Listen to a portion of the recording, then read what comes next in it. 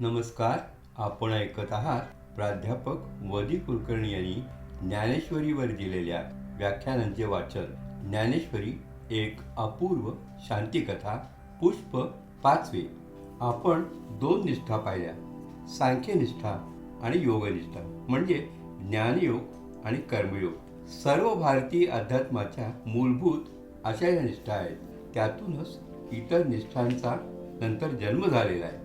ज्ञाननिष्ठा ही संन्यास मार्गी होती. विशुद्ध ज्ञाननिष्ठा आणि कर्मयोग किंवा कर्मनिष्ठा ही भक्तियोगामध्ये परिणित होते. त्यामुळे शेवटी ह्या दोन्ही निष्ठा योगाकडे जातात आणि अंतिम जो आनंद आहे त्या आनंदाच्या ठिकाणी विसावतात. हे भगवद्गीतेचं तात्पर्य आपल्याला दिसतं आणि भगवद्गीतेचं तात्पर्य हेच भारतीय अध्यात्म आणि धर्मदर्शनाचं तात्पर्य आहे. सर्व उपनिषदांचं सार हे भगवद्गीतेत आलेलं आहे. हीच गीता पुढे धर्मनिर्णयासाठी मूलभूत आधार म्हणून आपण वापरलेले आहे. महाभारतात जरी ती आलेली असली तरी उत्तर काळात सर्व धर्मविचार गीतेला धरून तिला स्मरून झालेला आहे. त्यातील जी कर्मनिष्ठा आहे त्यापैकी स्वधर्माचा विचार आपण पाहिला. स्वधर्मानं जे कृत्य आपण करू ते ईश्वरार्पण बुद्धीने आपण करू, तेव्हा जीवनामध्ये जे मिळवायचं ते स्वधर्माने मिळवायचं. याला आपण योग वेगळ्या अर्थाने म्हणतो. योग म्हणजे मिळवणं. तेव्हा जे मिळवायचं आहे जीवनामध्ये ते स्वधर्माने मिळवायचं आणि जे स्वधर्माने मिळालं त्याचा विनियोग कसा करायचा तो भाग राहिलेला आहे. त्याचा विनियोगही स्वधर्मानं करायचा. त्याचा सांभाळ आणि विनियोग याला आपण क्षेम म्हणतो. तेव्हा जीवनाचं योगक्षेम मिळवणं आणि सांभाळून त्याचं रक्षण करणं, उपाययोजन करणं, या दोन्ही गोष्टी आहेत. त्या दोन्ही स्वधर्मानं करायच्या आहेत.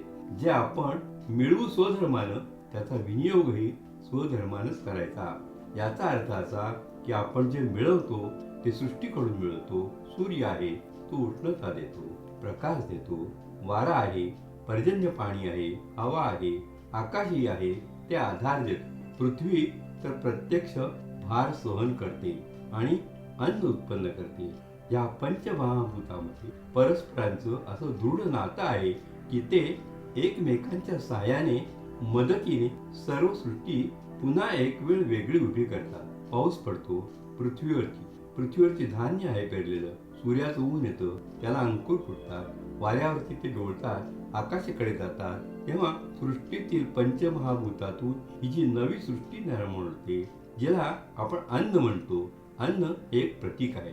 प्रतीक याचा अर्थ इतर सगळ्या लागणाऱ्या जीवनाच्या वस्तू या पंचमहाभूतातून निर्माण होतात. कापूस येईल, वस्त्र त्यातून निर्माण होईल, नादही त्यातून निर्माण होईल, रंग त्यातून निर्माण होतील. म्हणून जे म्हणून जीवनावश्यक आहे पदार्थ ते सगळे पंचमहाभूतातून येतं.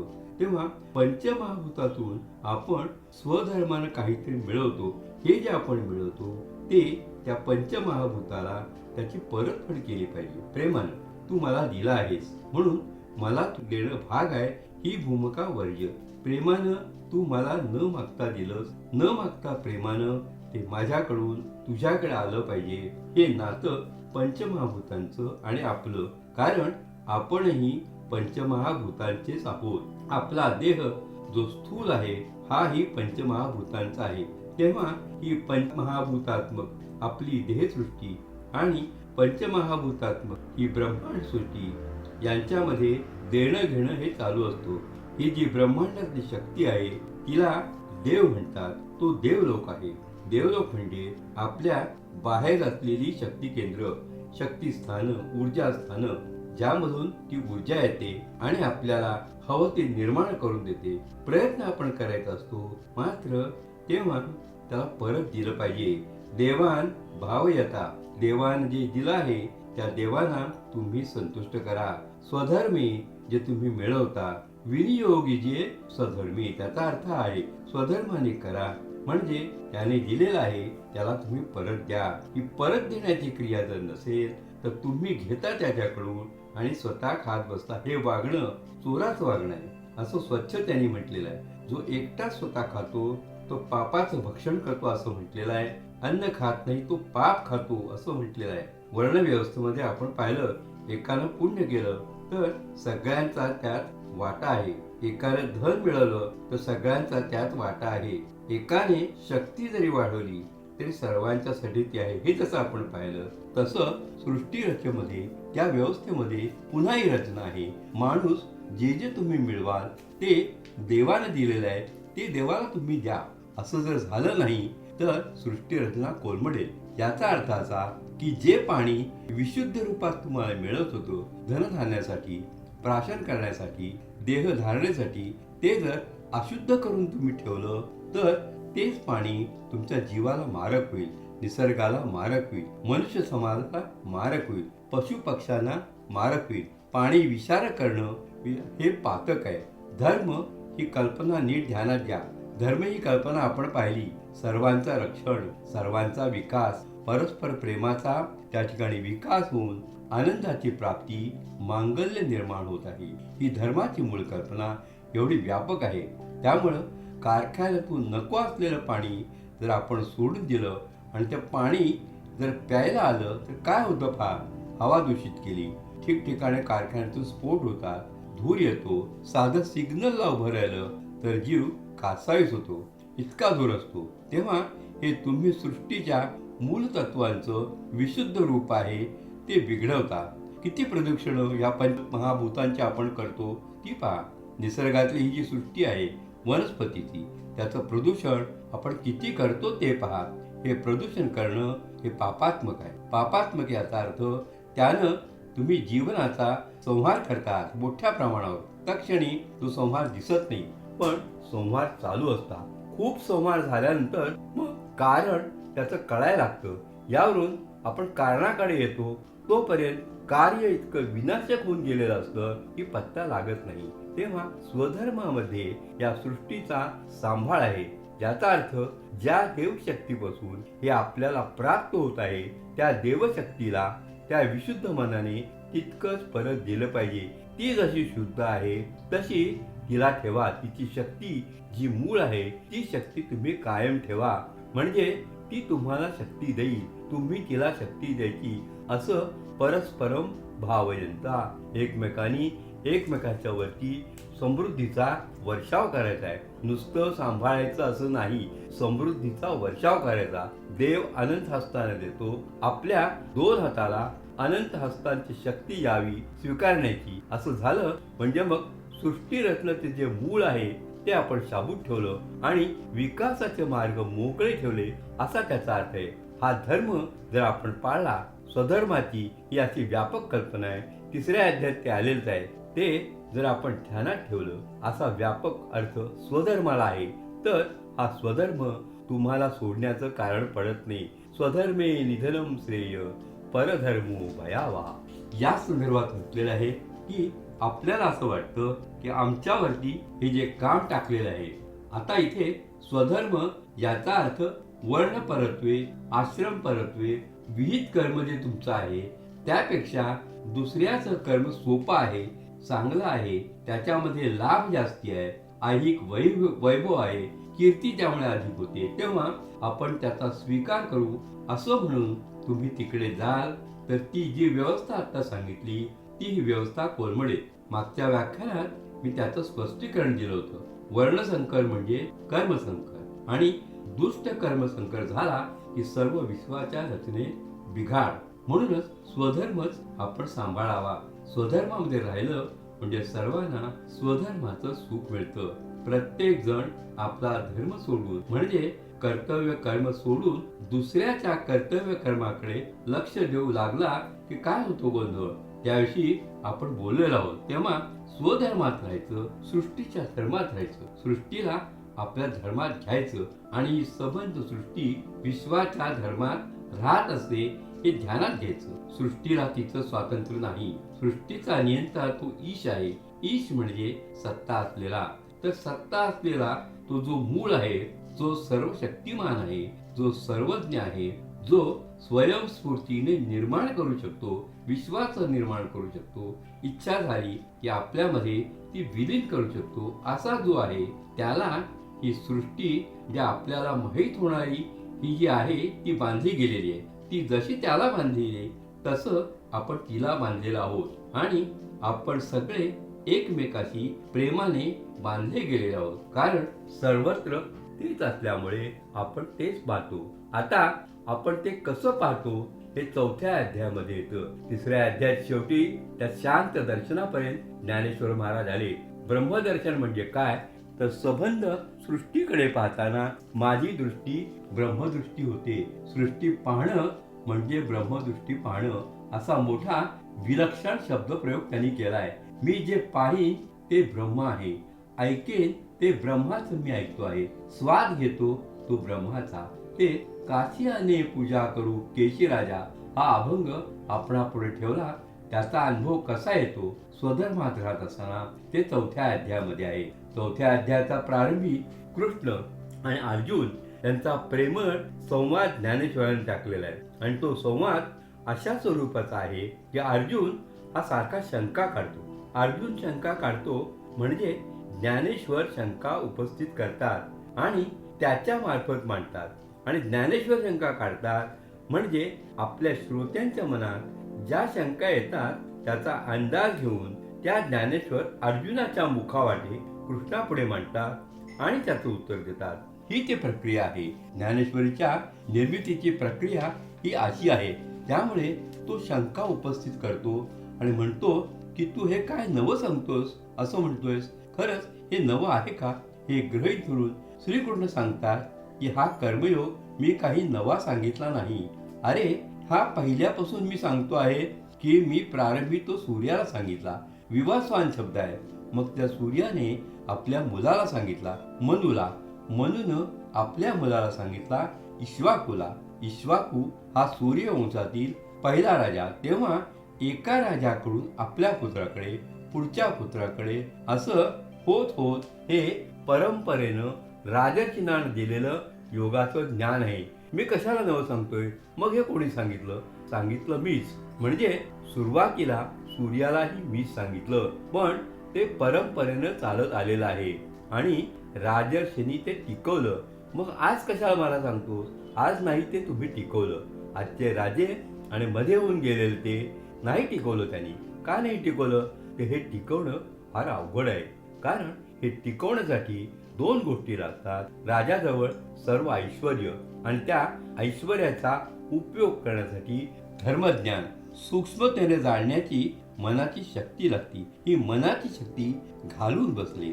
त्यामुळे ऐश्वर्याचा विनियोग त्यांना स्वधर्मानं करता आला नाही. धर्माचा लोभ झाला. का बरे हे त्यांना करता आलं नाही? जितेंद्रिय असेल त्याला धर्माचं सूक्ष्मदान कळतं. हे राजे उन्मत्त झाले. स्वतःच्या भोगासाठी ऐश्वर्याचा उपयोग करू लागले. धर्मनाश झाला. 3ऱ्या अध्यायात जे सांगितलं की स्वधर्मे अर्चिते स्वधर्मे विनियोगिजे, स्वधर्मे विनियोगिजे तिथं उरलं नाही. जितेंद्रियता राहिली नाही, चित्तशुद्धी राहिली नाही, ज्ञानदर्शन झालं नाही. त्यामुळे भ्रष्टाचार आणि असा होत होत अनेक पिढ्या हा भ्रष्टाचार झाला. त्यामुळे धर्म लुप्त झाला. म्हणून आता पुन्हा सांगण्याची वेळ आली आहे. आत्ताच का सांगण्याची वेळ आली? कारण आता त्याचा कळस झाला. भ्रष्टाचाराचा कळस झाला. अजून आपल्याकडे कळस व्हायचा. तो झाला की तो अवतार येणार. तोही वाट पाहतो की किती जातात अधोगतीला. पाहूया किती वेगानं, किती प्रमाणात, किती काळात जातात हे पाहिलं जाते. राजकारणात आपण पाहतो 50 वर्षात आपण पाहिलं खांदे पाळत कसे होत गेले. त्या वेळेला काय घडलं 50 वर्षात एवढं दिसतो. हे युगांयुगाचं बोलणं आहे. हे ध्यानात घ्या. तेव्हा हे जे काही घडत आहे हे मी सूर्याला सांगितलं. तेव्हापासून तुला सांगत आलो. मध्ये हा भ्रष्टाचार झाला. पुन्हा शंकेखोर अर्जुन विचारतो, अरे तू आत्ताच तर जन्मलास, तू मी एका वयाचे, सवंगडी आपण थापा मारतोस का? तेव्हा तो म्हणतो तसं नाही. आता अजूनही अर्जुन कृष्णाकडे त्याचा सखा म्हणून पाहतोय. म्हणजे मूळ स्वरूपातला कृष्ण त्याला दिसलेला नाही. मूळ स्वरूप हे शुद्ध, बद्ध, नित्य आणि मुक्त असतं. ही 4ही विशेषणं मूळ स्वरूपाला नेहमी लावलेली असतात.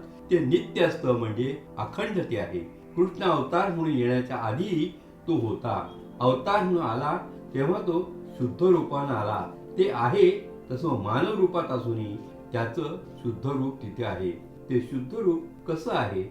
बुद्ध आहे, जाग आहे, आत्मज्ञान असलेले ते आहे, ज्ञानवंत ते आहे, ते मुक्त आहे, स्वतंत्र देहात कोंडला, त्या विशिष्ट काळात तो आला, विशिष्ट राजवंशात तो आला, विशिष्ट कर्तव्य कर्मे घेऊन आला, इतक्या सगळ्यांशी तो जन्म घेऊन आला, तरी तो मुक्त आहे. कारण त्याला माहिती आहे की एवढं झालं की मी पुन्हा तिथे निजधामाला माझ्या मूळ रूपात जाणार आहे. हे काही मला घ्यायचं नाही, कारण हे काही मी निर्माणच केलं नाही. हे काय आहे त्या अध्यायाच्या शेवटी पाहू. तेव्हा असे नित्य शुद्ध बुद्ध आणि मुक्त कृष्णाचे जे रूप आहे ते अजून अर्जुनाला माहीत नसल्यामुळे तो मानुष रूपातल्या कृष्णाला विचारतो की हे कसं विवस्वानाला सांगितलं. तेव्हा तो सांगतो, अरे हा काही तुझा आणि माझा पहिला जन्म नाही, कितीतरी जन्म आपण घेतले. मला माझे सगळे जन्म आठवतात, तुला मात्र एवढ्याच जन्माची जन्मल्यापासूनची असली तर आठवण आहे. तेव्हा मला मागचं सगळं आठवतोय. याचं कारण असं की हा तात्पुरता घेतलेला जे आहे, मूळ माझं जे रूप आहे ते अखंड ज्ञानमय असल्यामुळे मी त्रिकालज्ञ आहे. उद्या काय व्हायचं ते मला माहिती आहे. आत्ता काय आहे, मागे काय होतं आणि पुढे काय होणार हे तिन्ही काळाचं ज्ञान असलेलं हे चैतन्य तिथं ते बोलत आहे. अर्जुनाला तरी ते भान नाही आले. तो आपला प्रश्न विचारत राहतो आणि कृष्ण म्हणतो, थांब, तुला मी सगळं नीट सांगतो. आणि मग त्याला पुन्हा ज्ञानयोग सांगायला सुरुवात करतो. अगा सोदर मोवा आपुला, तिथं ते परत येतं 4थ्या अध्यायात. मग त्याला असं म्हटले, मग आणि काही या योगाते राजर्षी जाहले जाणते, परंतु तेथून आता सांपते नेणे कोणी. जेव्हा हे सगळं ही पूर्व परंपरा मी तुला एवढ्यासाठी सांगितली, हे मी आज काही तुला नवं सांगतोय असं वाटू नये. नवं सांगितलं की मग आपल्याला शंका येते. तपासून घेऊ द्या, काळ जाऊ द्या. काळ खरं आहे की खोटं आहे हे सांगेल तसं नाही. काळातून याची तपासणी झालेली आहे. ही एवढी दीर्घ परंपरा त्याला आहे ते मी तुला सांगतोय. आज जाणणारा कोणी नाही म्हणून तुझ्या पुढे हे मी ठेवले. जाणणारा कोणी नाही हे कसं आहे की पूर्ण चंद्र आकाशात आहे, पण चंद्राला पाळणारा चकोर नाही, कावळे जमले अशी अवस्था आहे. शुद्ध धर्म तशा स्वरूपात असतो. आपण चकोर होऊन ते चंद्राचे अमृत प्यायचं असतं. तुला मी चकोर बनवतो. तुझ्या पुढे मी उभा शुद्ध धर्म म्हणून आहे. हळूहळू त्याला भानावर कृष्ण आणत चाललेला आहे. मूळ गीतेमध्ये या मानसक्रिया नाही. या मानसक्रियेमध्ये या दोन, ज्याला आपण पात्र म्हणतो, कॅरेक्टर्स उभ्या केलेले आहेत. त्यांच्या मार्फत ही शांती कथा गुंफली जाते आहे. तेव्हा कृष्ण म्हणतो की हा मी आहे, तू आहेस. ही मी तुला सांगितलेली उपमा, त्याचा भावार्थ ध्यानात घे आणि मग हा योग कसा चालतो त्याचं वर्णन आहे. तेव्हा अर्जुन म्हणे, श्रीहरी माय आपुलेचा स्नेहो करी, येथे विस्मय काय अवधारी कृपानिधी. अरे तू बोलतोस त्याचा राग नाही, आई बोलते असंच मला वाटतं. अर्जुन कसा निवळत चाललाय, कसा कृष्णमय होत चाललाय. कृष्णाला अर्जुनमय होण्याची प्रक्रिया जाणीवपूर्वक करायचं कारणच नाही. कृष्ण सर्वत्र भरून राहिलेला आहे. हाच आपल्या देहापुरता आहे. तो आता पाहतो आहे आई म्हणून त्याच्याकडे. आणि मग आता पुसेल जे मी काही, तेच निके चित्त देई, तेवीच देवे कोपावे ना काही बोलाय का. मग तो म्हणतो की आता मी मोकळ्या मनानं काय वाटेल ते विचारीन, रागवायचं नाही असं म्हणून मग तो प्रश्न टाकला. या प्रश्नाची गरज नाही, हे प्रश्न आपल्यासाठी आहे. श्रोते जे ऐकतात ते ज्ञानेश्वरांच्या पुढे बसून त्यांना याची गरज असते. अरे देव किती खेळीमेळीनं आपल्याकरता येतो आणि तो किती प्रेमाने देऊ शकतो. तुम्ही अर्जुन व्हा. वारंवार ज्ञानर्षो सांगतात की तुम्ही अर्जुनाच्या पंक्तीला बसा. असे बाजूला ताट मांडू नका, बसा त्याच्या बरोबरीच्या पंक्तीला. जेव्हा बरोबरीचे असतो तेव्हा पंगत होते आणि संगत ही लाभत असते आपल्याला. तेव्हा तसे तुम्ही व्हा. म्हणजे तुम्हाला अर्जुनानं जसा कृष्ण घेतला अंतर्यामान, तसा तुम्हालाही कृष्ण घेता येईल. आणि मग त्याने महत्वाचे जे 2 प्रश्न टाकले त्यापैकी असा जर तू शुद्ध बोध होतास, मग असं रूप घेऊन का इथे उभा आलास. अगदी मूलभूत प्रश्न. बरा होतास, विश्वव्यापक होतात, शुद्ध होतात, कशानेही लिप्त झालेला नव्हतात, आनंदमय होताय, मग हा देह कशाला धारण केलास आणि हा देह आत्ता आलाय तसा काही दिवसांनी जाणार हे गृहीत धरून अर्जुन बोलतोय. तेव्हा त्यानं सांगितलं, तुमच्या सर्वांच्यासाठी मी आलोय. यदा यदा ही धर्मच्युती इथेत. धर्माची ग्लानी होत आहे आणि धर्माची ग्लानी म्हणजे एक मनुष्य मरतोय असं नाही, एक देश मरतो असं नाही, एक भाग मरतो आहे पृथ्वीचा असं नाही. विश्व कोलमडत आहे आणि त्याला आधार द्यायचा ही शक्ती अवतारामध्येच असते. क्षत्रिय हे मारू शकतात, जे कोणी दुष्ट असतील त्यांना मारू शकतात, पण ते धर्माची उभारणी करू शकत नाही. धर्माची उभारणी करायची. धर्म याचा अर्थ पुन्हा आपण ध्यानात घ्या. धर्म याचा अर्थ केवळ नीतितत्व नाही, अध्यात्म तत्व नाही. उपनिषद म्हणजे धर्म नव्हे. उपनिषद ही धर्माचं अधिष्ठान आहे. तत्त्वम असी, तू ब्रह्म आहे. सहम, हे ब्रह्म आता मी आहे आणि सर्व खलु इदम ब्रह्म, हे सगळं ब्रह्ममय आहे. ही 3 महावाक्य उपनिषद सांगतं. पण म्हणजे हे धर्म नव्हे. हे व्यवहारात कसं आणायचं, हे राबवायचं कसं प्रत्येकानं आणि त्यातून सृष्टीची उभारणी करून संहारणी सुखरूपानं, संहारणी याचा अर्थ विलीन सुखरूपानं ती कशी होईल याची संबंध व्यवस्था म्हणजे धर्मव्यवस्था. तेव्हा धर्म हे प्रत्यक्षात तत्वज्ञान आणण्याची प्रक्रिया आहे. याची जेव्हा ग्लानी होते, प्रत्यक्षात उपनिषद जेव्हा उतरत नाही, तेव्हा प्रत्यक्षात माणसाला तसं वाग हे सांगायचं आणि तसं कसं वागायचं हे दाखवण्यासाठी मी आलेलो आहे. म्हणून यदा यदा ही धर्मस्य ग्लानिर्भवति भारत, त्या वेळेला त्या धर्माचं अभ्युत्थान व्हावं आणि निश्रेयसाकडे संबंध विश्वाला जावं म्हणून मी आलेलो आहे. आणि हे करण्यासाठी मी दुष्टांचा संहार करणार, सज्जनांचं रक्षण करणार. हे तुम्ही केलं असतं, पण धर्मसंस्थापना ही ईश्वराच्या अवताराचं जे कार्य आहे ते झालं की मी जाईन. ज्ञानेश्वर महाराजांना जे सांगायचं होतं, निवृत्तीनाथांना, या 4ही भावंडांना जे प्रत्यक्ष सांगायचं होतं, आचरून दाखवायचं होतं, ते आचरून दाखवल्याबरोबर त्यांच्या अवतार कार्याची समाप्ती झाली. म्हणून ते जिवंत समाधीत गेले. आपण म्हणतो की त्याने आणखी काही दिवस आमच्यासाठी राहायला हवं होतं. तुमच्यासाठी राहण्याची योग्यता तुमच्याजवळ असती तर ते राहिले असते. तुमच्यासाठी राहायचं म्हणजे काय? अरे तुम्ही त्यांच्यासाठी राहायचं. फार विचित्र टीका ज्ञानेश्वरांच्या जिवंत समाधीवरती झाली आहे आणि आता त्याला उत्तर सुखच मिळणं सुरू झालं.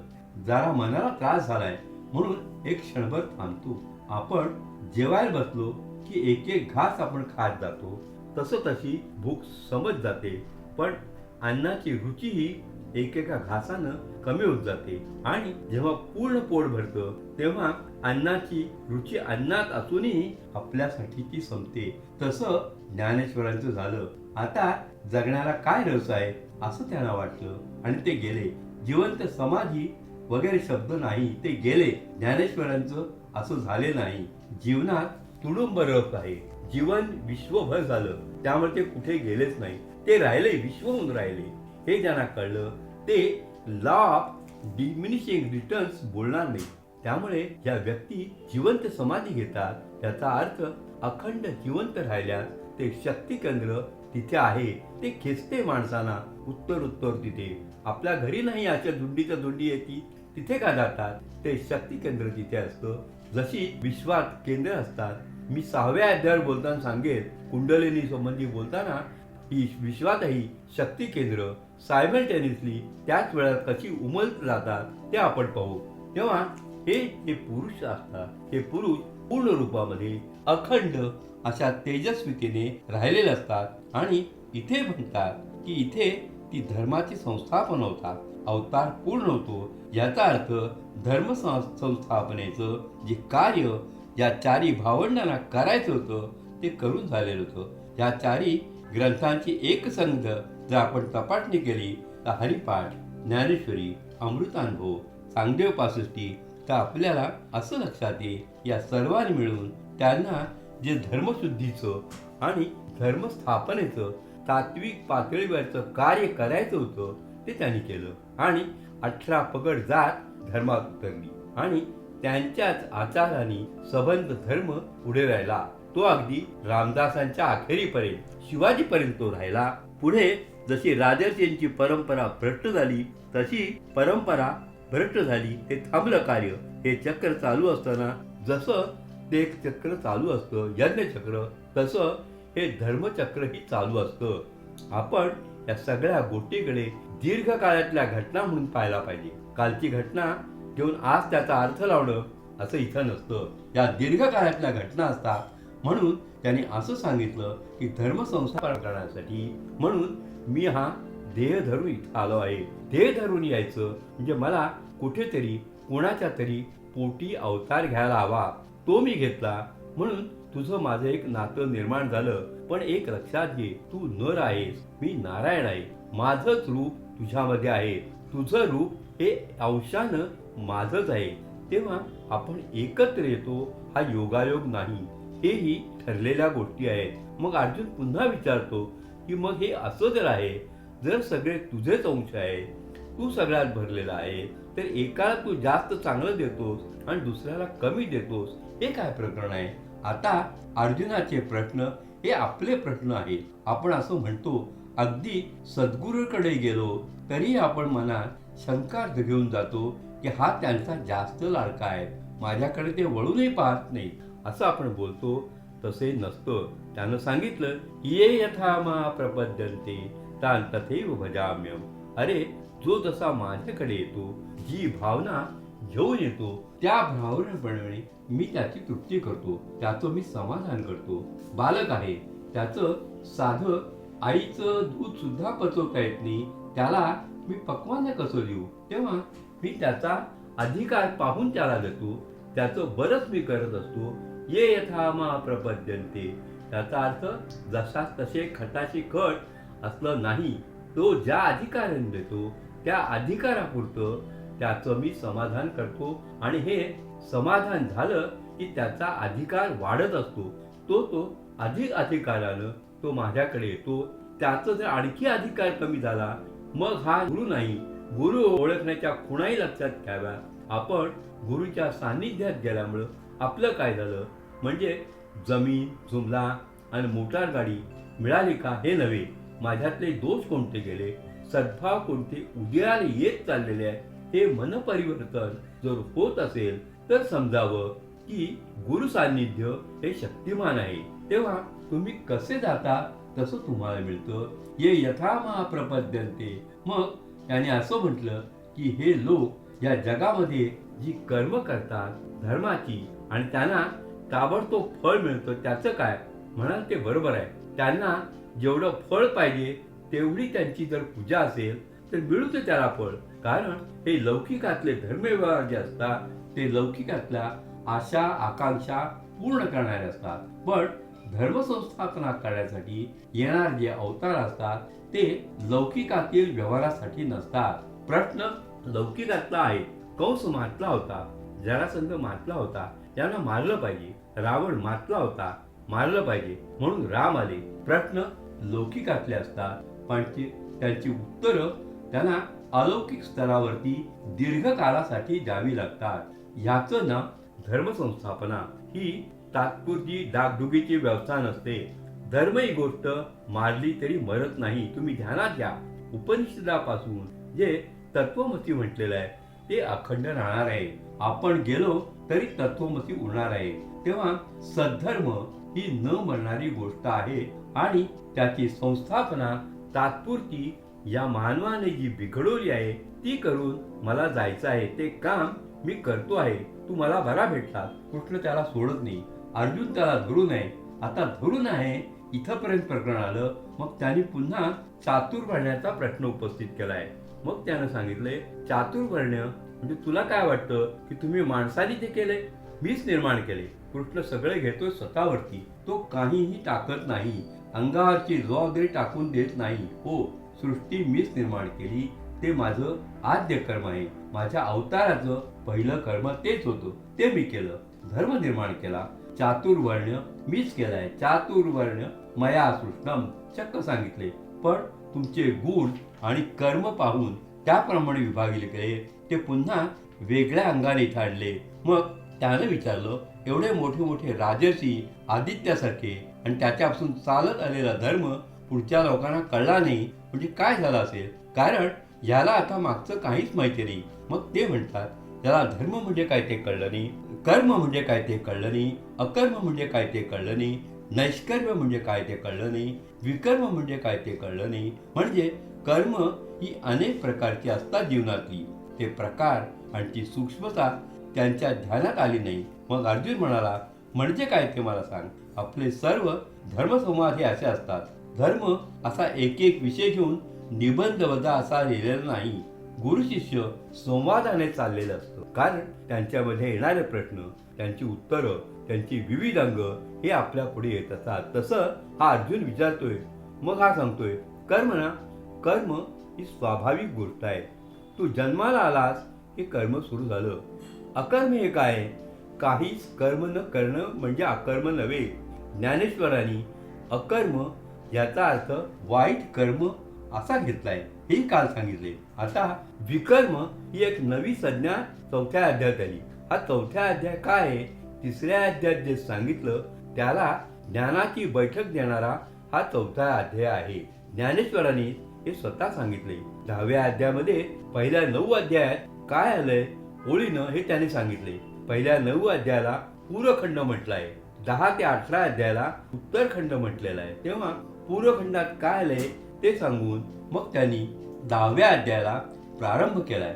तेव्हा त्यांनी सांगितलं की 3ऱ्या अध्यायामध्ये फक्त कर्म सांगितलं आणि 4थ्यामध्ये ज्ञानासह मी कर्म सांगतो आहे. तेव्हा त्याला जिथे जिथे ज्ञानाची जोड जायची आहे तिथे ते जोड देतात. म्हणून विकर्म क्षमता आणला. विकर्म म्हणजे काय कळलं मला. कर्म म्हणजे स्वाभाविक आहे, अकर्म म्हणजे वाईट कर्म आहेत, करू नये. व विकर्म म्हणजे काय तर विकर्म याचा अर्थ विहित कर्म. विहित कर्म म्हणजे जन्माला येतात किंवा या सृष्टीत आल्यानंतर जे गुण तू घेऊन आलेला आहे त्या गुणाला योग्य अशा तऱ्हेचं कर्म म्हणजे विहित कर्म. अग्नी आहे तो येतो, तोच उष्णता देण्याचा गुण घेऊन येतो. उष्णता निर्माण करण्यासाठी अग्नीला काही वेगळी क्रिया करावी लागत नाही. अरे अग्नी आता तो थंड आहे, जरा गरम हो असं त्याला सांगावं लागत नाही. तो उष्ण असणं हाच त्याचा स्वभाव आहे. साखर गोड असणं स्वभाव आहे, मिठानं खारट असणं हा स्वभाव आहे. तेव्हा हे जे स्वभाव आहे ते पाहून त्याप्रमाणे कर्म करणं म्हणजे विहित कर्म. वर्णाश्रमाचं हेच मूळ तत्व आहे. तेव्हा स्वभाव जो आहे त्याप्रमाणे वागणं विहित कर्म म्हणजे विकर्म. तेव्हा कर्म, अकर्म आणि विकर्म या तिन्हीमध्ये सगळे आपली कर्म बसतात. स्वाभाविक शारीरिक जी असती ती चालू आहेत. नको निषिद्ध कर्म ज्याने आपला नाश होईल, सर्वांचा नाश होईल अशी निषिद्ध कर्म ही करायची नाही. आणि मग जी मला स्वाभाविक आहे, माझ्या शक्तीच्या आटोक्यातली आहे, सर्वांच्या शक्तीच्या आटोक्यातली आहे, ती विहित कर्म त्यांनी करायची आहे.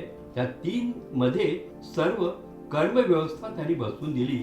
मग त्याने असं विचारलं की कर्म आणि अकर्म मुळामध्ये हे सगळे प्रश्न आहेत. त्याचं ज्ञानेश्वरांनी उत्तर दिले. या 3 मध्ये सर्व कर्माची व्यवस्था होते.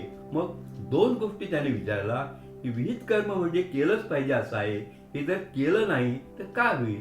याचं साधं उत्तर ते न करून पहा म्हणजे तुला कळेल काय होईल ते. काही गोष्टी या शब्दांनी सांगता येत नाही, आपल्या कृतीने आपल्या पुढे उभ्या राहतात परिणाम रूपानं. आणि उत्तर असं दिले की दिवा लावून ठेवलाय, तुला वाटलं की मोठी ज्योत आहे, धणधण जळते आहे, वाढल वाढाला ज्योत राहील कुठे. अधर्माचा वारा असा सोसाट्यानं सुटला की तू आणि तुझं कर्म त्याचा टिकाव सुद्धा लागणार नाही. मग समज की ते कर्म निषिद्ध होतं, ते मी करत होतो आणि जे कर्म चांगलं कर्म आहे ते कधीच विजलं जात नाही. विजल्यासारखं ते दिसतं. वारा निघून गेल्यानंतर त्याचा प्रभाव तसाच उरलेला असतो. हे पाहायला पुन्हा सूक्ष्म दृष्टी लागते. चांगल्या गोष्टीचे परिणाम हे उशिराने कळतात.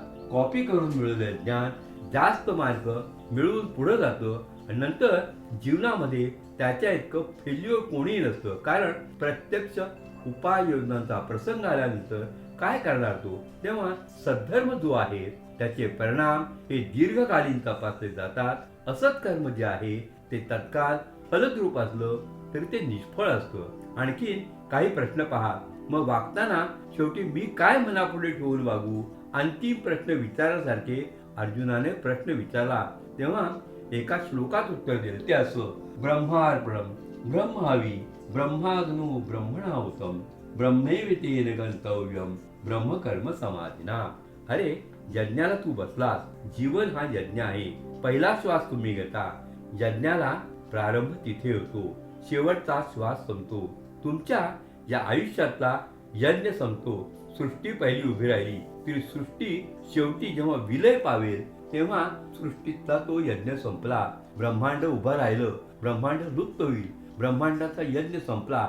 ही सर्व यज्ञक्रिया यज्ञात आपण देतो अग्नीला. अग्नी त्याचं तेज आपल्याला देतो.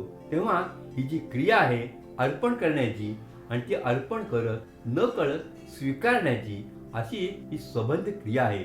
म्हणून तो चक्र हा शब्द इथे वापरलेला आहे. तेव्हा तू काय देशील अग्नीला? अग्नीलाच देण्याचं कारण असं, आपण देवतामध्ये प्रमुख देवता अग्निदेवता मानलेली आहे आणि शरीराची धारणा या अग्नीने होते. उष्णता हृदयामध्ये आपण जठरानल म्हणतो. हा जठरानल शांत झाला म्हणजे आपण शांत असतो, नाहीतर जीव कासावीस होतो, कावळे ओरडतात. गर्भामध्येही मातेच्या अग्नी असतो. तो त्या गर्भातल्या जीवाला वाढवीत असतो. अग्नीशिवाय गर्भ वाढत नाही. पृथ्वीच्या पोटातलं बीज सूर्याच्या उष्णतेने वाढतं. पृथ्वी ही माता आहे, क्षेत्र तिला म्हटले, ते असं बीज वाढवतं. तेव्हा अग्नी ही प्रमुख देवता आहे. त्या अग्निदेवतेपासून सारं पुढं व्हायचं आहे. अग्नी हे परमेश्वराचं मुख आहे असं म्हणतो, त्या शक्तीचं मुख आहे. त्या देवाच्या मुखामध्ये तुम्ही हवीर द्रव्य देत असता. देवाला ते पोचतं.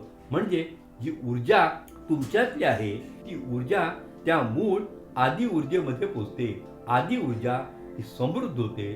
तुमची समृद्धी ती वाढवते. देवान भाव येतात. देवाची संभावना करा.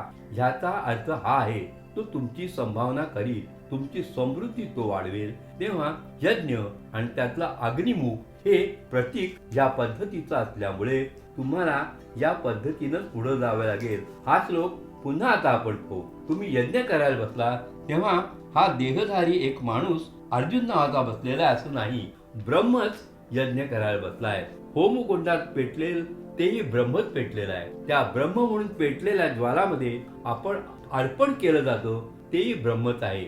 मनातील भावना, हाताने होणारी कृती, त्यातून अर्पली जाणारी हवी द्रव्य जी आहे ती हवी द्रव्याचा स्वीकार करणारा तो आणि अंतिम स्वीकार करणारा तोही तोच आहे.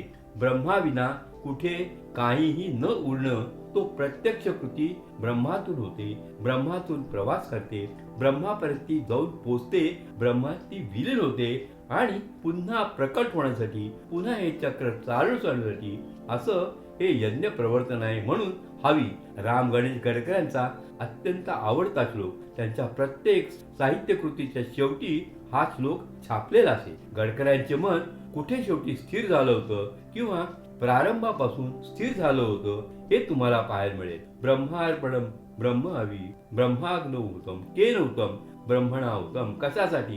ब्रह्माकडे जाण्यासाठी. ब्रह्मैव तेन गंतव्य. कर्म कोणतं? ब्रह्म कर्म आलं आणि या कर्माचं रूप कसं आहे? समाधी.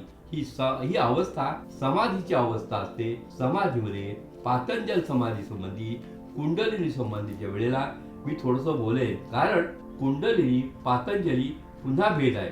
समाधीच्या अवस्थेमध्ये बाह्य जाणीवा नसतात, आतली जाणीव ही जागी असते, पण ती जागी असते याचं तसं भान नसतं. इथे ती समाधी अवस्था कृती तर घडते आहे. त्या सर्व कृतीमध्ये मी वावरतो आहे, पण ती कृती माझ्या अंगाला लागत नाही, मी तिला लागत नाही. पाण्यातून मासा जावा, पाण्यातून मासा जाताना पाणी माशाला अडवत नाही, मासा पाण्याला अडवत नाही. दोघे सुखाने एकत्र राहतात, प्रवास करतात. तसा हा या सर्व विश्वामध्ये प्रवास करत असतो, पण एकमेकाशी प्रेमाचा संबंध असूनही ते जखडलेले नसतात, मुक्त असतात. प्रवास करावा वेगाने रथातून. त्याची रथाची उपमा घेतली. त्यावेळी रथ हे सर्वात वेगवान होते. आज आपण विमानाचं घेऊ शकतो, आगगाडीचं घेऊ शकतो. प्रवास आपण करत जावा आणि बाहेरची झाडं पळत जाताना दिसतात उलट्या दिशेनं. आपण जितका वेग वाढवावा तितका त्या झाडांचा वेग वाढत जातो. तसं आहे का? तसं काही नसतं. झाडं आपापल्या जागी असतात, निश्चल असतात. झाडं पाहतात, गाडी कशी पळते, तसं आपलं कर्म या जगामध्ये असतं. कर्मातून वेगाने मी चाललेलो असलो तरी जग हलताना दिसतं. मी स्थिर आहे. आत्मा असा स्थिर असून त्या स्थितप्रज्ञाशी जाऊन भिडलेला आहे. सगळं दुसऱ्या अध्यायात ते पुढे येईल. दुसऱ्या आणि तिसऱ्या अध्यायामध्ये पक्की बैठक झालेली आहे उपनिषदाची. तेव्हा ही झाडं जशी हलताना दिसतात तसं आहे. वावटळ आली, पालापाचोळा उडत चालला, त्यांना वेग आला. त्यांना त्याचा स्वतःचा वेग आहे का? त्यांना स्वतःचा वेग नाही. पण वेग त्याने धारण केलाय का? कायमचा नाही. वावटळ संपली की ते खाली पडतं, पण त्या वावटळमध्ये ते हलताना दिसतात. तशी मी माझी शक्ती त्यांना देऊ शकतो, त्यांना मी गती देऊ शकतो. रथातून जाताना झाडांना मी गती दिली नाही, मीच गतिमान राहिलो, पण ते गतिमान भासले. इथं मी गतिमानही त्यांना करू शकतो. या दोन्ही शक्ती अवतारामध्ये असतात, सामान्य माणसामध्ये त्या नसतात. म्हणून अवतार हा स्वतः स्थिर राहून सर्वांना गतिमान करू शकतो किंवा स्थितिमान करू शकतो. गतिमान जगाला धर्माच्या अधिष्ठानानं तो स्थिर करतो. स्थिर केलेल्या धर्मामध्ये ही शक्ती देतो गतिमान होण्याची, आणि मग अवतार समाप्त होतो. कृष्णानं अवतार समाप्ती तेव्हा केली आहे. म्हणून त्यानं पुढे असं म्हटलं की दैवम एव अपरे. त्याचा तपशील ज्ञानेश्वरांनी 2-3 ओव्यातच दिलाय. मग अर्जुन प्रश्न असे विचारतो की हा एक प्रचंड ब्रह्मयज्ञ मला सांगितला, कळतोय मला आता. आता कळण्याच्या भूमिकेत आहे, वळण्याची भूमिका लांब आहे. कळते मला. आम्ही हे छोटे छोटे यज्ञ करतोय त्याचं काय? द्रव्य यज्ञ नावाचा यज्ञ असतो. आम्ही द्रव्य देतो लोकांना. हे यज्ञ म्हणजे देणं एवढंच त्यानं ध्यानात ठेवले. परत ते घेणं, परत घेणं म्हणजे उसनं दिलेलं परत घेणं नव्हे. मी त्याला देतो, माझ्यासारखं त्याला समृद्ध करतो. त्याची समृद्धी टिकूनही माझ्याकडे त्याच्याकडनं येत असतं. हे दोघेही समृद्ध होत असतात, वाढत असतात. यज्ञाची ही मूळ संकल्पना आहे. तेव्हा मी हे द्रव्य देतो त्याचं काय? त्यानं सांगितलं की हे द्रव्य ठीक आहे, देणं चांगलं आहे. त्यानं तुझ्या जवळचं द्रव्य संपेल, त्याच्या जवळचं वाढेल. पुढे तुझी देण्याची शक्ती संपेल, त्याची घेण्याची चालू राहील. काय तू यज्ञ म्हणून केलं? तसं नाहीये. जड द्रव्याचं येणं, जड व्यक्तीला देणं हे यज्ञ नव्हे, पण ते करायला पाहिजे. लौकिकात हे व्यवहार व्हायला पाहिजेत. आपण आहेर देतो तेव्हा कोणत्या भावनेनं देतो किंवा घेतो त्याचा आतून जरा विचार करा. तेव्हा जड देणं आणि जडानं घेणं याला यज्ञाची पदवी प्रतिष्ठा प्राप्त होत नसते. ते चालू ठेवा तुम्ही. तेव्हा द्रव्य यज्ञ आहे. असे 7-8 यज्ञ पुढे दिलेले आहे. आपण हा दान हा शब्द पहा, विनोबाजींनी किती व्यापक केलाय. दान करणं म्हणजे आपण एवढा पैसा दिला की आपण दान केलं असं म्हणतो. दान पावले वगैरे वासुदेव म्हणतो. दान किती प्रकारे श्रमदानापासून सुरुवात होते. भूदान हे त्याचे अंतिम त्यांनी मानलं. सूक्ष्म दान करता येतं, स्थूल दान करता येतं, लहान करता येतं, मोठं करता येतो. दानाची संकल्पना तुम्ही देशकाल परिस्थितीप्रमाणे व्यापक करू शकता, सूक्ष्म करू शकता. तशी गीता ज्यावेळी लिहिली गेली त्यावेळी त्या समाजाला पुढे ठेवून व्यासानी यज्ञाच्या वेगवेगळ्या सगळ्या संकल्पना त्यामध्ये आणलेल्या आहेत. त्यामध्ये 2-3 सूक्ष्म अत्यंत महत्त्वाच्या कल्पना मला वाटतात तेवढ्या मी आपणापुढे ठेवतो. त्यापैकी एक कल्पना अशी आहे की ही जी इंद्रिय आहे ती इंद्रिय ही यज्ञ करायला बसतात आणि काय करतात? ती इंद्रिय काय स्वीकारतात? विषय स्वीकारतात. ते सृष्टीचं फूल आहे, मी गंध घेईन. फळ आहे, मी स्वाद घेईन. हे जे विषय आहेत स्वादांचे, अनुभवाचे, ते विषय इंद्रिय घेतात. इंद्रियांनी असं ठरवलं की हा यज्ञ मला करायचा असेल तर त्या आहुती मी घेईन माझ्यामध्ये आणि मी माझी आहुती मनाला देईन. मन म्हणेल की माझी आहुती मी प्राणाला देईन. प्राण म्हणेल की माझी आहुती मी आत्म्याला देईन. आत्मा म्हणेल की माझी मी परमात्म्याला देईन आणि परमात्मा म्हणेल की मी विश्वव्यापक होईल. हा यज्ञ चांगला, किती सूक्ष्म आणि सुंदर कल्पना आहे. कशी चालते कल्पना? कारण काय आहे, हे निघतं कशातून? दुसऱ्या अध्यायात आपण पाहिलं की निष्काम कर्मयोग म्हणजे काय, तर इंद्रियांना विषयाची तादात्म्य तुम्ही फारसं होऊ देऊ नका. त्यातून गुंतून राहू नका. विषय दूर ठेवा जरा. हे सांगायचं आहे. इथे काय सांगितलंय? इंद्रियाला सांगितले जा विषयाकडे, कर त्याचा स्वीकार, पोचतं कर ते मनाला. मनाला दिलं की इंद्रिया तुझं काम संपलं, पुन्हा मला आणखी एक आंब्याची फोड खाऊ द्या असं म्हणू नकोस. हे जिव्हे एक फोड खा, तृप्त हो. मनापर्यंत गेलं, मन पाहिजे त्याचं काय करायचं, त्या रसाचा आस्वाद मन घेईल आणि मन बुद्धी असं चित्त अंतःकरणात होत प्राणापर्यंत येईल. हे जे प्राण आहेत 5, त्यांची कार्य शरीरामध्ये नियत आहेत, निश्चित केलेली आहेत. त्यांच्या संबंधित इथं पुढे आणलेलं आहे की त्यांनी तोही एक यज्ञ करून पाहावा, वायूचा यज्ञ करून पहा. इंद्रियापेक्षाही सूक्ष्म तो तेवढा सांगतो. प्राण हा अपानामध्ये आत्माहुती देतो, अपान प्राणामध्ये आहुती देतो. म्हणजे मी श्वास आत घेतो त्यावेळेला उच्छ्वास त्यात विलीन झालेला असतो. श्वास घेताना उच्छ्वास नसतो, हे ध्यानात घ्या. श्वास घेताना उच्छ्वास त्यात मिसळलेला, म्हणजे उच्छ्वासानं आपला आविर्भाव आहुती आपली स्वतःची त्याला दिलेली आहे. त्याला आपण पूरक म्हणतो. ह्याच्या उलट जेव्हा मी श्वास सोडतो, उच्छ्वास टाकतो, तेव्हा श्वास आहे तो त्याच्यात गेला.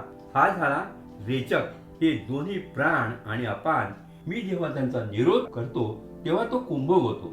तेव्हा रेचक, पूरक किंवा कुंभक हे जे प्राण आणि अपान म्हणजे श्वास आणि उच्छ्वास यांच्या ज्या क्रिया आहेत त्या सुद्धा यज्ञक्रिया आहेत.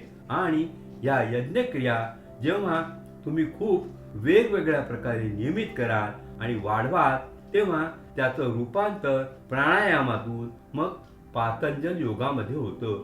हाही कर्मयोगच आहे.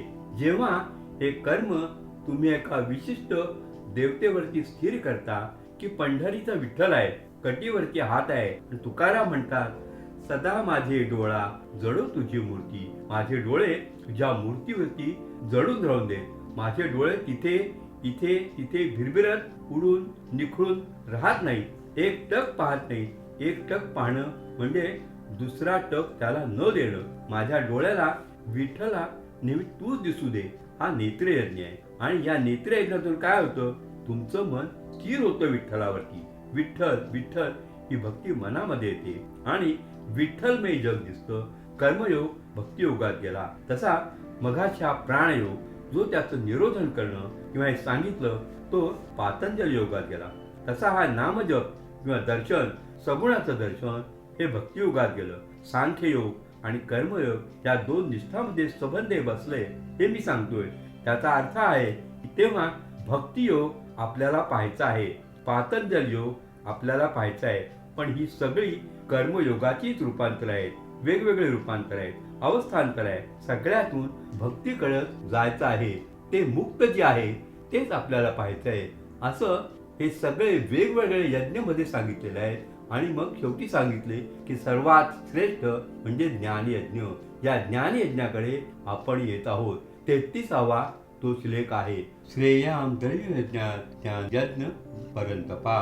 द्रव्ययज्ञापासून सांगत अनेक 8-9 गौण यज्ञ सांगितले. पण या सर्व यज्ञामध्ये ज्ञान यज्ञ हा सर्वात श्रेष्ठ यज्ञ आहे. सर्व कर्म केलं पार्थ ज्ञाने परिसमाप्यते. सर्व कर्म अर्जुना या ज्ञानामध्ये परिवर्तित होत असतो, तिथेच ते राहतोय. हे ज्ञान म्हणजे काय हे आता ज्ञानेश्वर शेवटी सांगतात. आणि हे सांगत असताना ज्ञानेश्वरांचा हा अत्यंत प्रिय अनुभूतीचा विषय आहे. शांत रसावरती बोलत असताना ज्ञानेश्वरांच्या वाणीला भरते येतं. याचं कारण ते वाणीला सांगता येत नाही, ही तर गंमत आहे.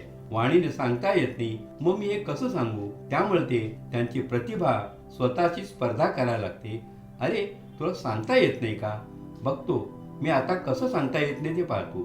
ते सांगायला लागतात आणि मग उर्मीवर उर्मी त्यांच्या प्रतिभाला येते.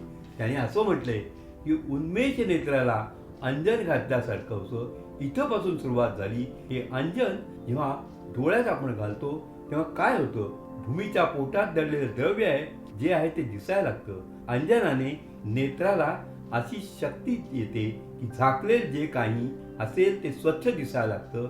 चर्मचक्षूला अंजन घातल्याने जर ही शक्ती येत असेल तर उन्मेष नेत्राला अंजन घातल्यानं काय होईल?